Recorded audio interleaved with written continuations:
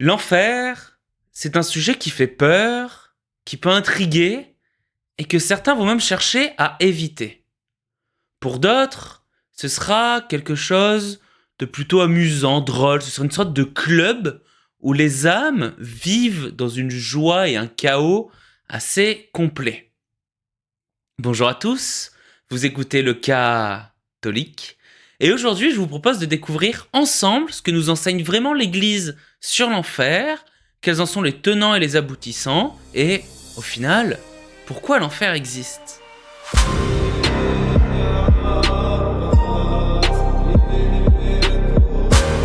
Chapitre 1. Qu'est-ce que l'enfer selon l'Église ? Alors le catéchisme de l'Église catholique nous explique assez simplement ce qu'est l'enfer. L'enfer, c'est la séparation éternelle de Dieu. C'est choisi par l'homme comme un rejet libre de l'amour de Dieu. En soi, l'enfer, on le représente souvent comme un lieu où il va y avoir du feu, des ténèbres, une souffrance éternelle. Mais en fait, tout ça symbolise une séparation. Nous sommes séparés de Dieu. On dit le bonheur et la joie éternelle se trouvent en Dieu. Donc ce qu'on appelle le paradis, c'est le fait d'être en Dieu, d'être auprès de Dieu pour l'éternité. L'enfer est l'état, le lieu, c'est réellement un état dans lequel on est coupé de Dieu, on est séparé de Dieu. Et c'est un choix qui est fait librement. La personne, au moment de sa mort, en cohérence avec toute sa vie, mais si au moment de sa mort, la personne rejette Dieu, pouf, on meurt. On se retrouve dans ce qu'on appelle l'enfer. L'enfer, c'est l'endroit où on choisit d'aller car on rejette l'amour de Dieu. L'enfer existe par cela et pour cela, en fait. C'est comme Dieu nous laisse libres, il nous laisse libres de choisir, même après notre mort, est-ce qu'on veut le rejoindre ou non.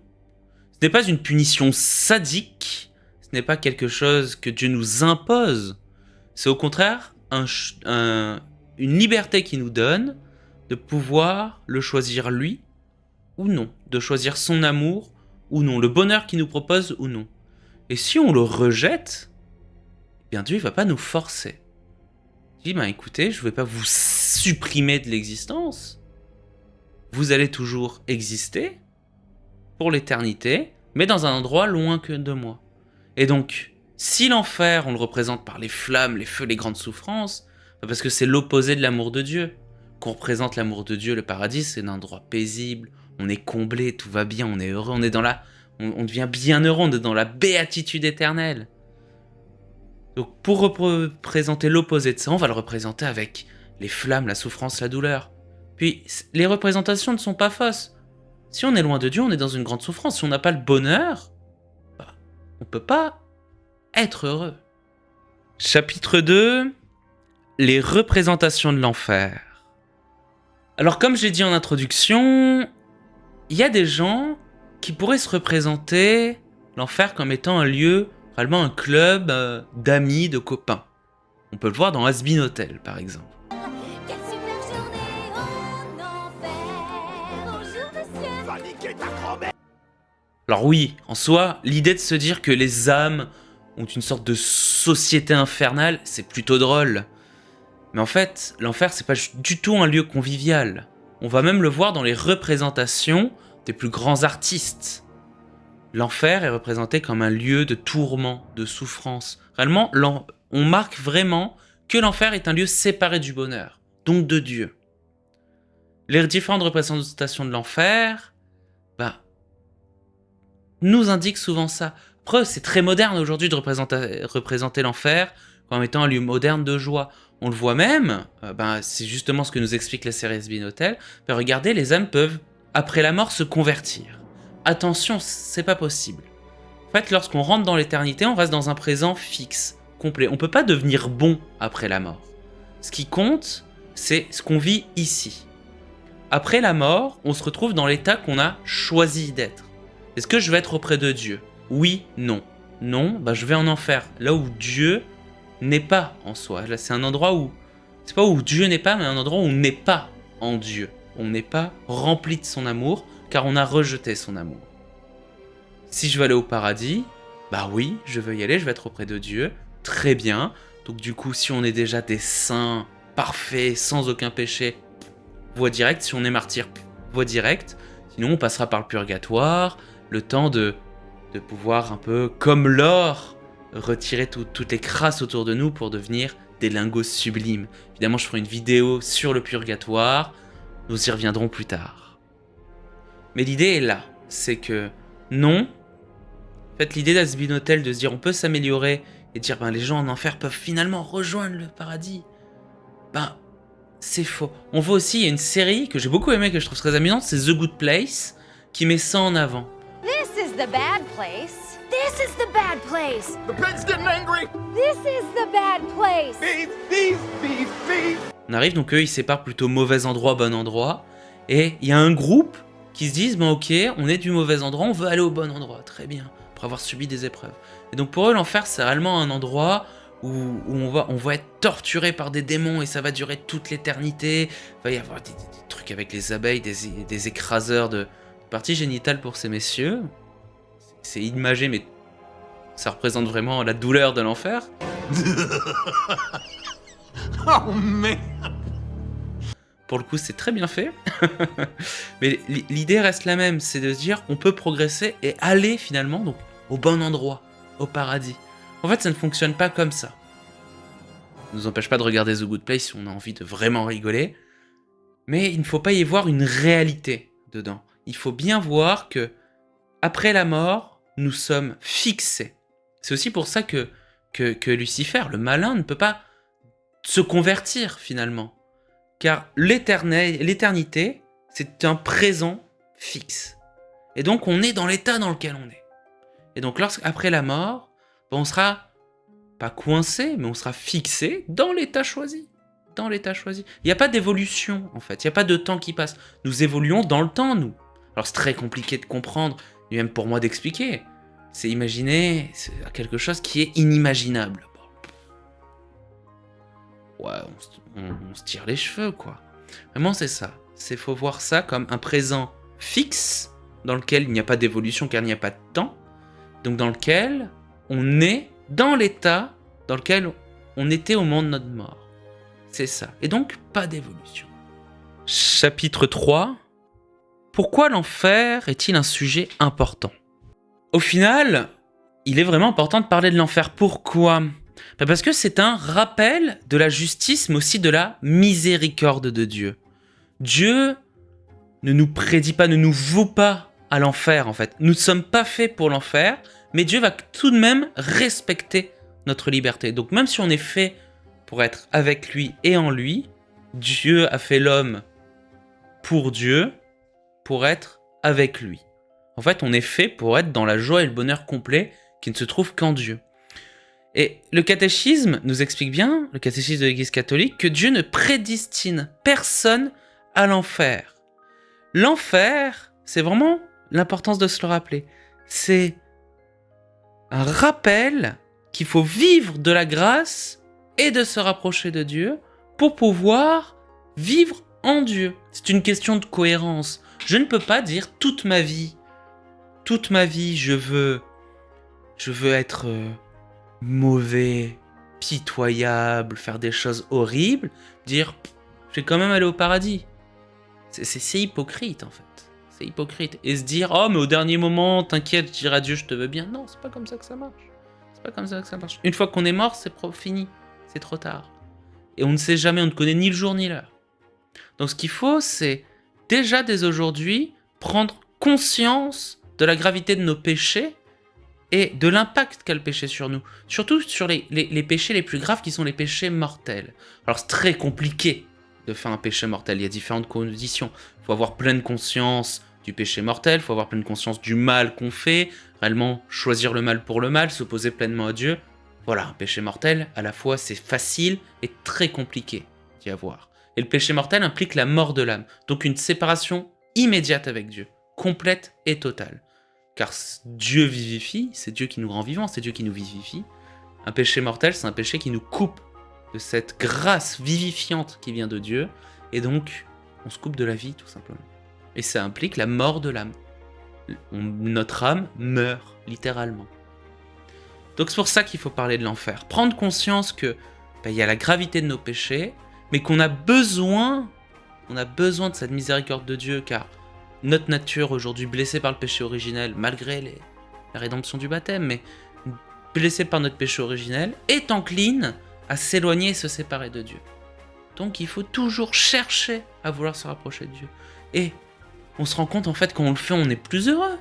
On est plus heureux parce qu'on se rapproche de Dieu, donc on grandit déjà dans le bonheur, on goûte déjà à la béatitude éternelle. Il suffit d'y aller. Et pourtant ça reste super facile, des fois c'est tellement plus simple de se dire un petit péché par-ci, un petit mensonge, une gourmandise, je vais boire 2-3 bières avec le copain, finalement ça finit, j'en bois une centaine de litres et j'ai oublié comment je m'appelais. Bah oui, c'est un péché ça, parce qu'on fait du mal à notre corps, on se porte atteinte à nous-mêmes. Donc boire de la bière, il n'y a pas de problème. Boire 100 litres de bière, ça devient problématique. Vous voyez ? Tout est une question d'équilibre. Il y a plein de choses, on peut se dire c'est pas un péché, la gourmandise. La gourmandise est un péché à partir du moment où on se fait du mal à notre corps. Prendre plaisir à manger n'est pas mauvais en soi. C'est une chose même qui nous rapproche de Dieu, parce qu'on goûte de bonnes choses, de belles choses. Mais manger au point de faire 800 kilos, de se faire du mal, d'avoir des problèmes de santé ensuite, là ça devient problématique. Là ça devient un péché, parce que on rentre dans une gourmandise qui nous fait du mal, mais ça va. On dit dans les deux formes de l'émergie, la gastrimergie et l'émergie, de gourmandise, la gastrimergie et l'émergie. La gastrimergie, ça va être manger pour manger pour manger, alors que l'émergie, ça va être le plaisir de la bouche, le goût, et on va mâcher pendant des heures et des heures et des heures et des heures. La même petite bouchée, on peut être tout maigre et gourmand. C'est ça, c'est prendre du plaisir. Ça devient désordonné, ça devient malsain. Il faut trouver cet équilibre dans les choses pour pas tomber dans le péché. Il y a des choses qui sont belles, qui sont faites pour nous rapprocher de Dieu. Mais un mauvais usage des choses nous font tomber dans le péché, donc transforme notre bonheur en quelque chose de désordonné, un plaisir désordonné. Le plaisir est bon en soi, tant qu'on ne rentre pas dans quelque chose de désordonné, tant qu'on ne rentre pas dans quelque chose qui est abusif, au final. Chapitre 4, réflexion spirituelle.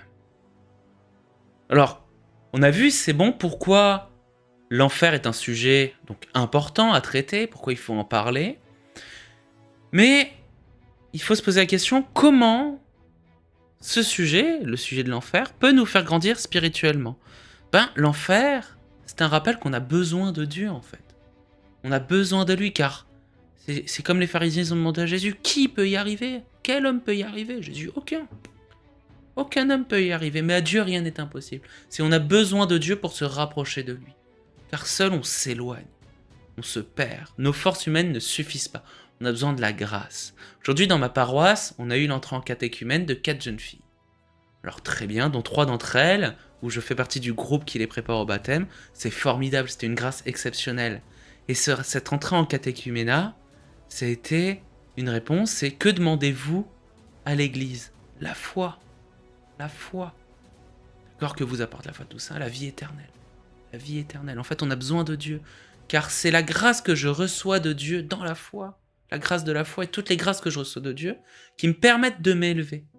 Et c'est là, et c'est ce beau témoignage. Là, on voit ces 4 jeunes filles, des adolescentes, qui se rendent compte qu'elles ont besoin de Dieu pour toucher au bonheur absolu, qui demandent le baptême. Mais je trouve que c'est un témoignage sublime. Sublime. Sublime. Alors peut-être qu'elles n'ont pas eu besoin de découvrir l'enfer. Alors c'est formidable. C'est formidable si elles n'en ont pas eu besoin et qu'elles ont juste poussé par un élan d'amour. Puis des fois on a besoin, nous aussi, en tant que baptisés. On peut faire des années, des siècles qu'on est catholique, qu'on va à la messe tous les dimanches, 3 fois par semaine. On fait le chapelet tous les jours, on prie tous les offices. Très bien. On fait des actes de charité formidables, on a tout parfait. Mais des fois c'est bien de se rappeler que l'enfer est là, et l'enfer c'est de séparer de Dieu. Et donc ça nous permet de reprendre conscience que il faut que je cherche toujours à m'approcher de Dieu, car l'enfer, c'est la souffrance d'être loin de lui. Et on peut déjà le vivre. L'enfer sur terre, c'est ça. C'est être déjà loin de Dieu. C'est une invitation, en fait, à choisir l'amour et la lumière. On est invité à suivre le Christ. Voilà. Puis après, C'est là où il y a la vérité dans ce que par exemple, nous apprend les séries Has Been Hotel et The Good Place. Alors, c'est pas dans la vie éternelle, mais ça vivre sur Terre. C'est ok, si on s'améliore aujourd'hui, on peut grandir aujourd'hui pour se rapprocher de Dieu. Donc déjà goûter au bonheur aujourd'hui. Et que finalement, le mauvais est le bon endroit de la série justement The Good Place, parce que ce serait pas déjà sur Terre. C'est que le bon endroit, c'est pas déjà être auprès de Dieu aujourd'hui et déjà goûter au bonheur éternel, à la béatitude éternelle. Est-ce que le mauvais endroit, ce serait pas déjà être séparé de Dieu et macéré dans notre péché? Est-ce que ce serait pas ça, du coup, réellement, le principe de vouloir s'améliorer, de vouloir se rapprocher de Dieu, de grandir, en fait, et grandir en sainteté?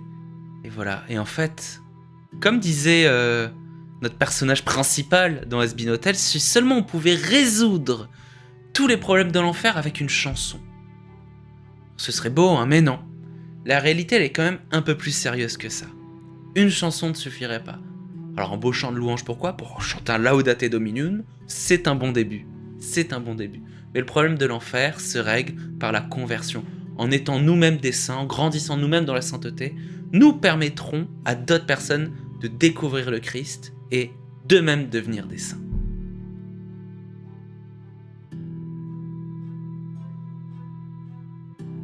Alors je vous propose, pourquoi pas, on a vu ce qu'était l'enfer, être séparé de Dieu, on a vu que ce qu'on voit dans la fiction Has Been Hotel, The Good Place, c'est erroné dans l'idée de se dire après la mort on peut s'améliorer ou que l'enfer c'est une bonne de joyeux lurons, larrons on pourrait dire, de bonne de joyeux larrons qui vont commencer à faire un chaos monumental ou à suivre des cours d'éthique pour s'améliorer, pouvoir aller au paradis, au bon endroit.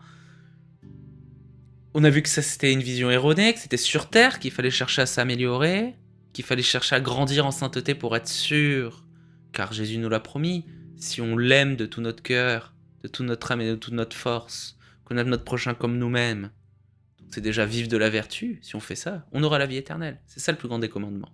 Si on fait tout ça, ça veut dire qu'on vit des vertus, des sacrements. On a tout pour être saint en fait. Et donc voilà, c'est ça, on a découvert ça. Et donc, aujourd'hui, prenons le temps de se dire, ok, comment aujourd'hui je peux approfondir mon amour de Dieu pour goûter encore plus pleinement de tout simplement la béatitude éternelle, comment y goûter aujourd'hui de manière plus grande, plus plénière, d'une façon plénière. Comment se dire, ok, j'ajuste certaines de mes attitudes. Ah, je pense que ça se voit, j'aime beaucoup la bonne nourriture, les belles choses, les bonnes choses. J'aime quand c'est beau. Ben, ok, comment aujourd'hui réajuster ça? Comment se dire, est-ce que ce serait pas trop? Est-ce que je prendrais pas trop de temps pour le plaisir à garder les choses en bouche? Est-ce que des fois je mangerais pas trop juste pour manger? Voilà, parmi d'autres exemples. La nourriture, c'est assez facile et ça parle plutôt à tout le monde. Voilà. Je vous propose aussi, donc en plus de cette petite réflexion, de vous abonner, de mettre un like, de commenter la vidéo, de me dire ce que vous savez, ce qu'on a découvert aujourd'hui sur ça. Est-ce que vous en avez déjà la connaissance? Est-ce que vous avez appris de nouvelles choses? Est-ce que peut-être vous avez d'autres choses pour approfondir? Ce serait formidable. Partageons, nous sommes là pour partager notre foi. Partagez aussi à vos amis la vidéo, hein. Partagez la vidéo à des amis, à des gens qui peut-être pensent que l'enfer c'est comme The Good Place ou Has Been Hotel, ou des gens qui ont peut-être beaucoup aimé les deux séries, pourquoi pas, ça permettrait d'aller un peu plus loin dans la réflexion de l'enfer. Et tout simplement, prions pour ceux qui n'ont pas encore rencontré Dieu, pour ceux qui rejettent Dieu en bloc et qui préfèrent déjà aujourd'hui, qui affirment haut et fort, qui choisissent l'enfer. Nous ne savons pas, nous ne saurons jamais, car c'est au dernier instant de la mort que la décision finale se prendra. Mais bon, prions tout de même pour ces personnes-là qui puissent se convertir avant les derniers instants, qui puissent rencontrer Dieu au ciel et qui puissent être avec nous au ciel. C'est ce que je vous souhaite, c'est ce que je me souhaite aussi. Je vous dis à bientôt, prosit.